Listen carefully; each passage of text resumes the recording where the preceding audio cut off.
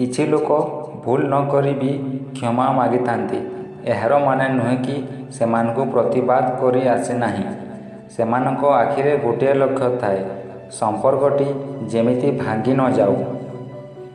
ଅତି ଆପଣାର ଲୋକଙ୍କୁ ପାଖରେ ପାଇଲେ ସ୍ୱର୍ଗଟା ହାତ ମୁଠାଏ ପରି ଲାଗେ।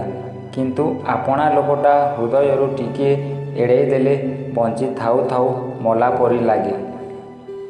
ଜୀବନରେ ଗୋଟିଏ କଥା ସବୁବେଳେ ମନେ ରଖିଥିବେ, ଯଦି କଲମ ହୋଇ କାହାର ସୁଖ ଲେଖିପାରୁନାହିଁ, ତାହେଲେ ଚେଷ୍ଟା କରି ରବର ହୋଇ କାହାର ଦୁଃଖ ଲିଭାଇବା ପାଇଁ।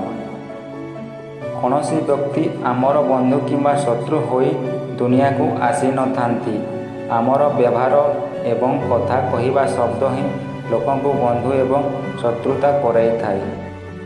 ଯଦି ଲୋକମାନେ ତୁମ ବିଷୟରେ କିଛି ଖରାପ କୁହନ୍ତି, ମନେକର ଯେପରି ସେମାନେ ତୁମକୁ ଜାଣିନାହିଁ, କେବେ ଖରାପ ଅନୁଭବ କର ନାହିଁ। କେବଳ ମନେ ରଖ, କୁକୁର ନ ଜାଣି ଥିବା ବ୍ୟକ୍ତିଙ୍କୁ ଦେଖି ହିଁ ଭୁକେ।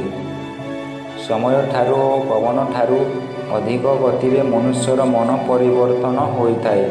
ମନୁଷ୍ୟ ମନରେ କିଛି ବିଶ୍ୱାସ ନଥାଏ, କେତେବେଳେ କେଉଁ ରୂପ ଧାରଣ କରିବ। ଏତେ ଆଟିଟ୍ୟୁଡ୍ ଆଉ ସ୍ମାର୍ଟ ହୋଇ ଲାଭ କ'ଣ, ଯଦି ଆପଣ ବିବେକ ନାହିଁ।